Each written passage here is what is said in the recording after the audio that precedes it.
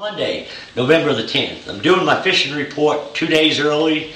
I just got back into town last night and fished here today. Then I'm leaving in the morning to go to Louisiana and do some red fishing. But I've had some buddies that have been out most of last week, and today when we got out on the water temperature was 62 degrees. It's dropped a couple degrees since last week. Lake level's still about the same, about 9, 11 3/4, which is about 5.5 feet down. Now that water temperature is going to do nothing but continue to drop. We got that big Arctic blast, should be settling in sometime tomorrow, and that shouldn't do anything but help the fishing out. Fish we caught today, primarily all we fished was a spinnerbait and a crankbait and a jig. And we went out and looked around at some deep fish, but we had the conditions that we had were more suitable for throwing a spinnerbait and crankbait. You know, for the first hour or so it was pretty slick, and then the wind picked up and got up to about 20-25 miles an hour. So it would have been hard to fish out deep. But early, before the wind picked up, we caught some fish on the bluffs and on the bluff ends, submerged cedar trees and hardwoods on a Czar spook. One of us was throwing a topwater, and the other one was mixing it up with a spinnerbait and a crankbait, just kind of parallel on the bluffs. We caught some fish like that. Then once the wind picked up, we went to some main lake and secondary points and started catching them on a spinnerbait and crankbait. Usually when there was two of us, one guy will throw a spinnerbait, one guy will throw a crankbait, unless one guy's catching a lot more fish than the other. And it seemed like they bit the crankbait early, and then up into the day they actually bit the spinnerbait a little bit better. And the spinnerbait we've been throwing is, like we've talked about in the past, is mainly a war eagle, screaming eagle. It's a war eagle. It's called a screaming eagle. What that is, it's a 1/2 ounce bait, real little blades, 1/4 ounce blades.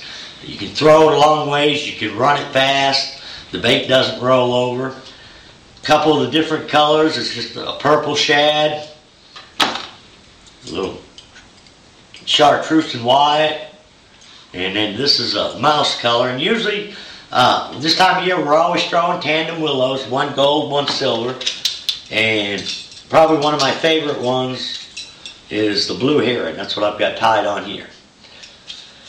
With the size of the shad and the clarity of the water, the smaller willow blades seem to imitate shad a little bit better. Now we did go out and look at some deep fish. A lot of fish suspended out there in 38 to 42 feet deep over long flat gravel points, and I've seen some as deep as 55 or 60. Now we only spent about 5 minutes fishing for them. It was kind of one of them deals. I really wasn't feeling it out there deep, and the way the conditions were, I didn't feel like we needed to fish out deep. So we pretty much went to the bank and just covered a lot of water. But I've got some reports from some buddies that have been catching them when it slicks off. They're catching them on a drop shot on the main lake gravel flat points and the depths I just talked about, in that 38 to 42 feet. Chompers, 4-inch worms are working real good. Brown plum laminated, or that's just a plum, but the same worm in a brown purple lamb.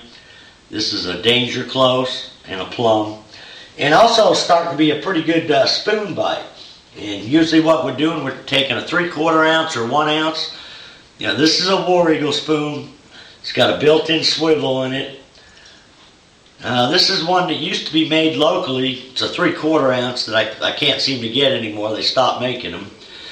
But basically we're just getting over the top of the fish, and if they're suspended, we're just trying to get the bait right above the fish, make them come up for it. If they're close to the bottom, we're just bouncing the spoon off the bottom. And we also caught several fish today around some boat docks.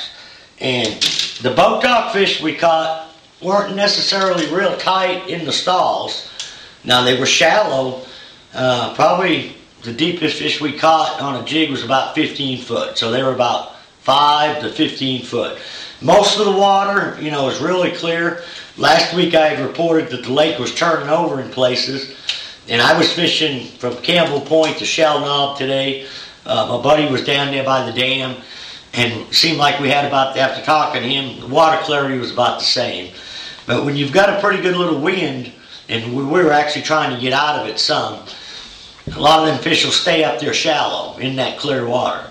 And I was going to the backs of the creeks and fishing the last 5 or 6 docks in the pockets and around the docks. Like I said, most of the fish came in between them and around them. I didn't really have to concentrate on flipping up underneath the stalls.